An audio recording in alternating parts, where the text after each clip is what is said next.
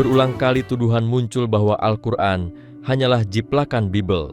Tuduhan ini sering diulang tanpa kajian ilmiah yang jujur dan tanpa memahami perbedaan mendasar antara cara pandang Islam dan tradisi kitab sebelumnya. Salah satu contoh paling sering dipermasalahkan adalah kisah Nabi Daud. Dalam Bible, Nabi Daud digambarkan sebagai seorang raja yang berzina dengan istri bawahannya, lalu merancang pembunuhan suaminya. Namun dalam Al-Quran, tidak ada satu ayat pun yang menyebut Nabi Daud sebagai pezina atau pembunuh. Justru Nabi Daud ditampilkan sebagai nabi yang adil hamba, yang taat, dan pemimpin yang diberi hikmah. Pertanyaan logis pun muncul, jika Al-Quran benar menjiplak Bible, mengapa Al-Quran tidak menyalin tuduhan moral yang sangat serius terhadap Nabi Daud tersebut? Para ilmuwan Muslim menjawab persoalan ini dengan sangat tegas dan konsisten. Menurut mereka, perbedaan ini justru menjadi bukti kuat bahwa Al-Quran bukan hasil jiplakan. Seandainya Al-Quran hanyalah menyalin Bible, maka kisah Nabi Daud seharusnya sama, termasuk tuduhan zina dan pembunuhan. Faktanya, Al-Quran dengan jelas menolak gambaran tersebut. Al-Quran menghadirkan koreksi teologis terhadap narasi yang dianggap menyimpang dari hakikat kenabian.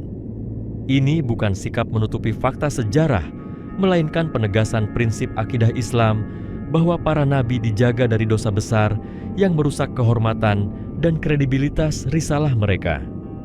Dalam pandangan Islam, para nabi adalah teladan moral bagi umat manusia. Mereka dipilih oleh Allah untuk menyampaikan wahyu dan membimbing manusia. Oleh karena itu, mustahil bagi seorang nabi melakukan perbuatan keji seperti zina atau pembunuhan yang disengaja demi kepentingan pribadi. Jika seorang nabi melakukan dosa besar, maka kepercayaan umat terhadap ajaran yang dibawanya akan runtuh. Inilah alasan mendasar mengapa Al-Quran membersihkan para nabi dari tuduhan yang mencoreng kehormatan mereka. Para ulama seperti Al-Qadhi Iyad dan Al-Fakhr Ar-Razi menegaskan bahwa penjagaan Allah terhadap para nabi adalah bagian dari hikmah pengutusan mereka. Para ilmuwan Muslim juga menjelaskan bahwa dalam tradisi Bible, banyak kisah nabi yang digambarkan dengan standar moral manusia biasa, bahkan seringkali lebih buruk. Ini berkaitan dengan cara penulisan dan transmisi teks yang sangat panjang, serta mengalami banyak penyuntingan oleh manusia. Dalam tradisi Islam, wahyu Al-Quran diyakini terjaga secara lafaz dan makna sejak diturunkan. Karena itu, Al-Quran tidak memuat kisah yang bertentangan dengan prinsip ketuhanan dan kemaksuman para nabi. Ketika Al-Quran menyebut Nabi Daud, ia memujinya sebagai hamba yang kuat dalam ibadah dan sebagai hakim yang adil. Kesalahan yang disebutkan dalam kisah dua orang yang bersengketa pun tidak pernah dikaitkan dengan zina atau pembunuhan, melainkan sebagai pelajaran tentang kehati-hatian dalam memutus perkara. Para mufasir klasik seperti Ibnu Katsir Ats-Tsabari dan Al-Qurtubi menolak keras cerita Israiliyat yang menuduh Nabi Daud berzina dan membunuh. Mereka menegaskan bahwa kisah tersebut bersumber dari tradisi Bani Israel yang tidak dapat dijadikan pegangan, apalagi jika bertentangan dengan Al-Quran dan akal sehat.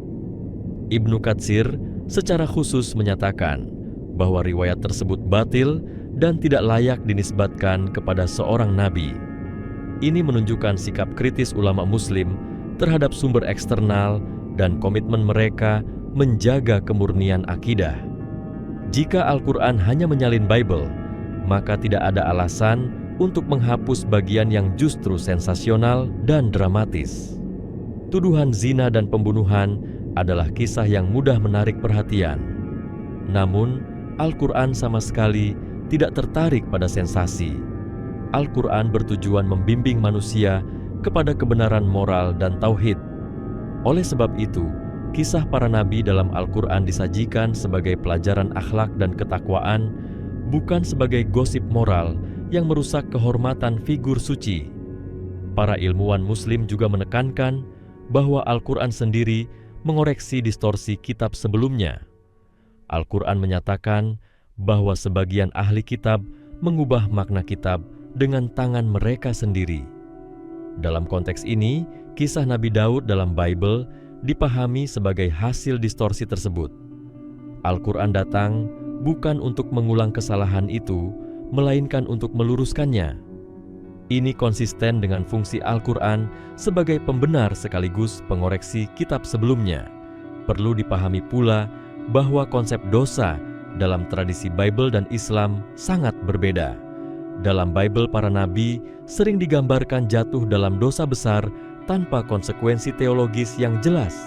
Dalam Islam, dosa besar para nabi tidak mungkin terjadi karena mereka adalah penerima wahyu dan teladan umat. Perbedaan konsep ini saja sudah cukup membuktikan bahwa Al-Quran tidak mungkin sekadar menyalin Bible. Ia berdiri di atas kerangka teologi yang berbeda dan independen. Dengan demikian, jawaban para ilmuwan Muslim sangat tegas tuduhan bahwa Al-Quran menjiplak Bible runtuh dengan sendirinya ketika diuji secara kritis. Perbedaan mendasar dalam kisah Nabi Daud bukan kelemahan Al-Quran, melainkan kekuatannya.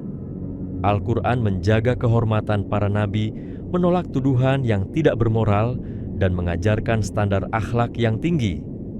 Jika Al-Quran benar jiplakan, maka Nabi Daud pasti akan digambarkan sama seperti dalam Bible. Faktanya tidak demikian. Ini adalah bukti bahwa Al-Quran bukan hasil tiruan manusia, melainkan wahyu yang datang untuk meluruskan kesalahan sejarah dan menegakkan kebenaran moral yang murni. Selain itu, para pemikir Muslim menyoroti sisi metodologi yang sering diabaikan oleh para penuduh. Al-Quran tidak disusun sebagai buku sejarah kronologis atau biografi tokoh, melainkan sebagai petunjuk hidup. Setiap kisah yang dimuat dipilih secara selektif berdasarkan nilai hidayah yang dikandungnya. Karena itu, Al-Quran tidak merasa perlu memasukkan cerita yang tidak membawa manfaat spiritual atau bahkan berpotensi menyesatkan pemahaman umat tentang kemuliaan kenabian. Ini berbeda dengan tradisi teks lain yang sering merekam semua cerita tanpa filter akidah, sehingga kebenaran bercampur dengan kekeliruan. Ulama Muslim juga menjelaskan bahwa gambaran buruk terhadap Nabi Daud dalam Bible bertentangan dengan akal sehat dan fitrah manusia. Seorang raja sekaligus nabi yang memimpin umat dengan hukum Tuhan tidak mungkin secara terang-terangan melakukan kejahatan besar, lalu tetap dianggap sebagai pembawa wahyu tanpa kehilangan wibawa. Dalam Islam, wibawa moral adalah syarat utama risalah. Jika syarat ini runtuh, maka tujuan pengutusan nabi menjadi sia-sia. Oleh sebab itu, Al-Quran memurnikan citra para nabi agar risalah mereka dapat diterima dengan penuh kepercayaan. Pendekatan Al-Quran terhadap kisah Nabi Daud juga menunjukkan kedalaman pendidikan moral. Kesalahan yang disinggung bersifat halus dan mendidik, bukan menjatuhkan martabat. Ia diarahkan pada penguatan sikap adil kerendahan hati dan kesadaran bahwa keputusan manusia harus selalu tunduk pada petunjuk ilahi. Ini menunjukkan bahwa Al-Quran mengajarkan evaluasi diri tanpa harus menuduh perbuatan tercela yang keji. Para ilmuwan Muslim melihat hal ini sebagai bukti bahwa Al-Quran memiliki visi etika yang matang dan konsisten. Para cendekiawan Muslim kontemporer menambahkan bahwa tuduhan penjiplakan sering lahir dari asumsi bahwa kemiripan cerita berarti penyalinan, padahal kesamaan tokoh tidak otomatis berarti kesamaan sumber. Islam mengakui keberadaan nabi-nabi sebelum Muhammad dan mengakui bahwa wahyu telah diturunkan sebelumnya, maka wajar jika ada titik temu. Namun perbedaan substansi pesan dan penilaian moral justru menunjukkan adanya koreksi dan penyempurnaan, bukan peniruan. Al-Quran berdialog dengan tradisi sebelumnya, bukan tunduk kepadanya. Dari sudut pandang bahasa dan gaya tutur, terlihat pula perbedaan mencolok. Al-Quran memiliki struktur retorika ritme dan kekuatan bahasa yang tidak ditemukan dalam teks Bible. Para ilmuwan Muslim menegaskan bahwa mustahil seseorang meniru isi Bible lalu menghasilkan gaya bahasa yang sama sekali berbeda baik dalam irama pilihan kata maupun kedalaman makna. Perbedaan ini semakin menguatkan bahwa Al-Quran berdiri sebagai teks independen dengan karakter ilahiyah yang khas. Lebih jauh lagi, para ulama menekankan bahwa tuduhan terhadap Nabi Daud dalam Bible justru menimbulkan problem teologis serius. Jika seorang nabi dapat berzina dan membunuh lalu tetap dipilih Tuhan, maka konsep keadilan ilahi menjadi kabur. Islam menolak gambaran Tuhan yang membiarkan kebejatan moral pada utusan pilihannya. Al-Quran menghadirkan Tuhan yang maha adil dan maha bijaksana yang memilih hamba terbaik sebagai pembawa wahyu. Konsistensi ini menjadi salah satu pilar utama akidah Islam. Dengan demikian, lanjutan penjelasan para ilmuwan Muslim semakin menegaskan bahwa perbedaan kisah Nabi Daud bukan sekadar perbedaan redaksi, tetapi perbedaan prinsip. Al-Quran tidak menyalin narasi yang merusak kehormatan kenabian karena tujuan utamanya adalah membimbing manusia menuju akhlak mulia dan penghambaan yang lurus. Justru, melalui perbedaan inilah terlihat dengan jelas bahwa Al-Quran hadir sebagai koreksi wahyu yang terjaga, bukan sebagai bayangan dari kitab sebelumnya. Para sarjana Muslim juga menggarisbawahi sisi kejujuran intelektual yang sering hilang dalam tuduhan semacam ini. Jika Al-Quran benar-benar bersumber dari Bible, maka Nabi Muhammad harus mengikuti seluruh kerangka cerita yang sudah mapan di kalangan Yahudi dan Nasrani. Kenyataannya beliau justru menyampaikan narasi yang berlawanan dengan keyakinan mereka dan menghadapi penentangan keras. Dari sudut pandang logika manusia, menentang arus besar yang sudah dipercaya masyarakat adalah langkah paling berisiko. Ini menunjukkan bahwa sumber Al-Quran bukanlah kompromi budaya, melainkan wahyu yang berdiri sendiri. Para ilmuwan Muslim menambahkan bahwa Al-Quran tidak pernah membangun ajaran dengan cara menjatuhkan figur teladan. Pendidikan ilahi dalam Islam berangkat dari penghormatan terhadap orang-orang saleh agar manusia memiliki contoh nyata kebaikan. Jika figur Nabi dihancurkan citranya, maka pesan moral akan kehilangan pijakan. Oleh karena itu, Al-Quran memurnikan tokoh-tokoh besar agar manusia belajar dari keteguhan iman, kesabaran, dan keadilan mereka, bukan dari aib yang merusak orientasi akhlak. Dari sisi psikologi keagamaan, para ulama menilai bahwa kisah yang menuduh Nabi berbuat keji justru berbahaya bagi jiwa manusia. Ia bisa melahirkan pembenaran batin bahwa maksiat adalah hal wajar karena bahkan Nabi pun melakukannya. Islam menutup pintu logika semacam ini dengan menjaga kesucian figur kenabian. Dengan demikian, Al-Quran berfungsi sebagai pelindung moral masyarakat, bukan sekadar pengisah cerita lama. Para peneliti Muslim juga menunjukkan bahwa Al-Quran konsisten dalam seluruh kisah Nabi. Tidak hanya Nabi Daud, tetapi juga Nabi Nuh, Nabi Lut, Nabi Sulaiman, dan yang lainnya dibersihkan dari tuduhan yang merendahkan martabat. Konsistensi ini mustahil terjadi jika Al-Quran hanya mengutip secara acak dari sumber sebelumnya.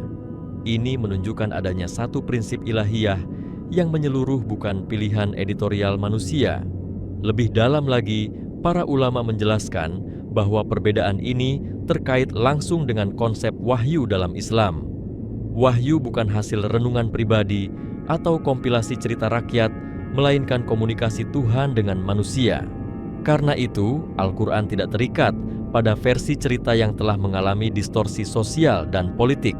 Ia menilai kembali sejarah dengan standar kebenaran ilahi, bukan standar selera manusia. Dalam diskusi akademik modern, para cendekiawan Muslim menegaskan bahwa tuduhan penjiplakan sering lahir dari pendekatan polemis, bukan ilmiah. Pendekatan ilmiah justru mengakui bahwa Al-Quran melakukan kritik internal terhadap tradisi sebelumnya. Kritik ini terlihat jelas dalam pembersihan tuduhan terhadap Nabi Daud. Kritik semacam ini tidak mungkin dilakukan oleh teks yang bergantung pada sumber yang sama secara penuh. Akhirnya, para ilmuwan Muslim menyimpulkan bahwa perbedaan narasi tentang Nabi Daud adalah cermin dari perbedaan pandangan hidup. Islam memandang para nabi sebagai pilar kebenaran moral yang tidak boleh diruntuhkan. Al-Quran hadir untuk menegakkan kembali kehormatan kenabian yang telah tercemar oleh cerita-cerita tidak terjaga. Maka tuduhan bahwa Al-Quran menjiplak Bible justru berbalik menjadi bukti kelemahan tuduhan itu sendiri, karena teks yang menjiplak tidak akan berani membantah sumber yang dijiplaknya secara prinsipil dan menyeluruh. Lebih lanjut, para pemikir Islam memandang isu ini dari sisi tanggung jawab ketuhanan terhadap manusia. Dalam Islam, wahyu diturunkan bukan sekadar untuk mengabarkan masa lalu, tetapi untuk membentuk masa depan akhlak umat. Karena itu, setiap kisah disaring dengan ukuran manfaat iman. Cerita yang hanya memuaskan rasa ingin tahu atau menimbulkan kebingungan moral tidak memiliki tempat. Al-Quran tidak berfungsi sebagai arsip skandal tokoh besar, melainkan sebagai cahaya petunjuk yang mengangkat martabat manusia. Para ulama juga menekankan bahwa gambaran Nabi Daud dalam Al-Quran selaras dengan keseluruhan misi kenabian, yaitu menegakkan keadilan. Nabi Daud disebut sebagai pemimpin yang diberi kemampuan memutus perkara dengan hikmah. Ia digambarkan memiliki kepekaan hati dan kesungguhan dalam beribadah. Citra ini tidak lahir dari romantisme berlebihan, tetapi dari prinsip bahwa utusan Tuhan harus merepresentasikan nilai yang mereka ajarkan. Tanpa itu, pesan ilahi akan kehilangan daya ikat. Dalam kajian perbandingan agama, para ilmuwan Muslim mengingatkan bahwa tidak semua isi kitab sebelumnya dipandang sebagai wahyu murni. Ada lapisan sejarah sosial, politik, dan budaya yang memengaruhi penulisan. Al-Quran datang dengan posisi sebagai penimbang yang memisahkan antara kebenaran dan tambahan manusia. Maka ketika Al-Quran tidak mengakui tuduhan zina dan pembunuhan terhadap Nabi Daud itu bukan penghapusan fakta, melainkan penolakan terhadap narasi yang tidak bersumber dari wahyu sejati. Para akademisi Muslim juga mengkritik pendekatan yang menyamakan kejujuran dengan membuka semua aib. Dalam Islam, kejujuran tidak identik dengan menelanjangi kehormatan orang saleh, apalagi nabi. Justru, menjaga kehormatan adalah bagian dari nilai moral yang tinggi. Al-Quran mengajarkan bahwa kebenaran harus disampaikan dengan hikmah dan tujuan perbaikan, bukan perusakan citra teladan umat. Dari sudut filsafat agama, para pemikir Islam menilai bahwa konsep kenabian dalam Al-Quran jauh lebih koheren. Tuhan yang Maha Suci memilih hamba yang suci dalam tujuan dan integritas. Ketidaksempurnaan manusia biasa tidak disamakan dengan kedudukan nabi. Dengan kerangka ini, Al-Quran membangun sistem keimanan yang stabil dan tidak kontradiktif antara pesan moral dan pembawanya. Para ulama juga menambahkan bahwa perbedaan ini memiliki dampak besar dalam kehidupan umat. Kisah nabi yang terjaga kehormatannya melahirkan generasi yang menghormati nilai kesucian keadilan dan amanah. Sebaliknya, narasi yang merendahkan figur suci berpotensi menumbuhkan relativisme moral. Al-Quran secara sadar menutup pintu tersebut demi menjaga kemurnian orientasi hidup manusia. Dengan semua penjelasan ini, para ilmuwan Muslim menegaskan kembali bahwa perbedaan kisah Nabi Daud bukan persoalan kecil atau kebetulan redaksional. Ia adalah konsekuensi langsung dari visi wahyu yang menjaga kehormatan kenabian dan menempatkan moral sebagai fondasi utama.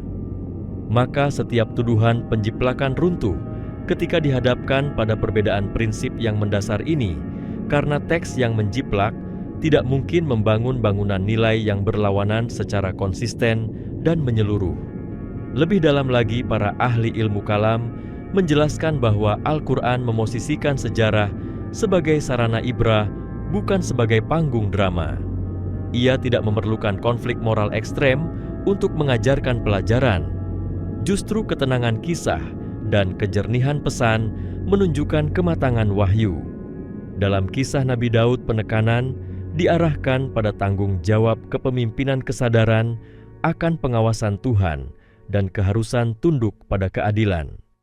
Ini menunjukkan bahwa Al-Quran mengarahkan manusia pada perbaikan diri, bukan pada penghakiman figur suci. Para ulama juga menilai bahwa tuduhan terhadap Nabi Daud dalam Bible mencerminkan problem konseptual tentang hubungan Tuhan dan manusia. Dalam Islam, Tuhan tidak membutuhkan contoh nabi yang jatuh dalam dosa besar untuk menunjukkan pengampunan.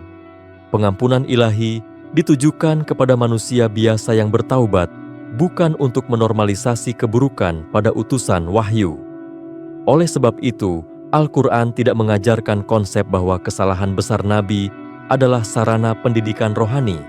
Islam menempatkan taubat dan rahmat pada posisi yang lurus, tanpa merusak martabat kenabian. Dalam ranah kajian teks para cendekiawan Muslim, juga menyoroti bahwa Al-Quran tidak pernah menggunakan gaya sensasional dalam menceritakan masa lalu. Tidak ada detail yang memancing syahwat emosi atau rasa ingin tahu yang berlebihan. Bahasa Al-Quran bersih, terjaga dan terfokus pada pesan. Ini sangat berbeda dengan narasi yang mengumbar detail dosa pribadi. Perbedaan gaya ini tidak mungkin muncul dari proses penyalinan, karena penyalinan biasanya mempertahankan nuansa sumber aslinya. Para pemikir Muslim menambahkan bahwa Al-Quran seringkali menyampaikan kisah dengan potongan selektif yang terputus dari kronologi lengkap. Ini menunjukkan bahwa tujuan utamanya bukan rekonstruksi sejarah, tetapi pengarahan moral. Jika kisah Nabi Daud memang dimaksudkan untuk membongkar aib, maka Al-Quran tentu akan menguraikannya secara gamblang. Fakta bahwa hal itu tidak terjadi menunjukkan bahwa tuduhan tersebut tidak memiliki nilai kebenaran dalam pandangan wahyu. Dari sudut etika sosial, para ulama menilai bahwa Al-Quran juga mendidik umat untuk tidak gemar mencari kesalahan orang lain, terlebih lagi orang saleh. Budaya membuka aib justru dikecam dalam Islam. Maka sangat bertentangan jika Al-Quran dituduh menyalin cerita yang penuh pembukaan aib Nabi. Ini semakin menguatkan bahwa Al-Quran memiliki visi pendidikan masyarakat yang bersih dari kecenderungan merusak kehormatan.